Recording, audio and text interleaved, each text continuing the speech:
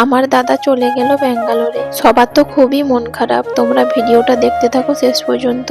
দাদার জন্য কিনে এনেছে চানাচুর, তাই ছেলেগুলো দেখাচ্ছে আমার বৌদিকে। এদিকে আমার দাদার জন্য ব্যাগ গোছানো হয়ে গেছে, যেহেতু আজকে আমার দাদা চলে যাবে। মা তো খুবই কান্নাকাটি করছিল, কিন্তু কি আর করবে বলো, কাজে তো যেতে হবেই। দাদা যেহেতু কাজে চলে যাবে, তাই মোটর সাইকেলটা বাইরে রাখবেন, তাই ঘরের ভিতরে রেখে দিয়ে যাচ্ছে। উঠাতে অনেকটাই কষ্ট হচ্ছিল, তোমরা দেখতেই পাচ্ছ।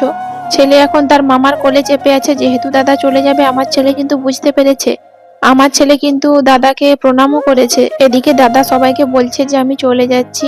কত লোক দাঁড়িয়ে আছে দেখো রাস্তায়। দাদার সঙ্গে আর একজনও যাচ্ছে, তোমরা দেখতেই পাচ্ছ। এদিকে দেখো বড় মা এসে হঠাৎ করে কাঁদতে শুরু করেছে দাদাকে ধরে। ছেলেরা বাইরে চলে গেলে মায়েদের যে কতটা কষ্ট হয়, এই ভিডিওটা দেখলেই তোমরা বুঝতে পারবে। জেঠুর গাড়িয়ে করে এখন ওরা চলে যাচ্ছে। সবাই রাস্তায় দাঁড়িয়ে আছে।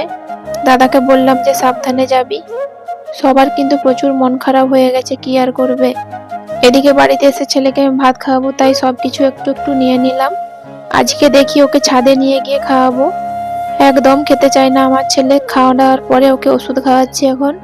পেছনে দেখতে পাচ্ছ ঘড়িতে বাজে প্রায় 1টা।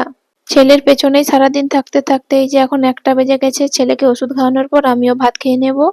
ছেলে এখন ঘুরছে, ওর পেছনে আমাকে যেতে হবে। আমি এখন যাচ্ছি ওকে ওষুধ খাওয়ানোর জন্য।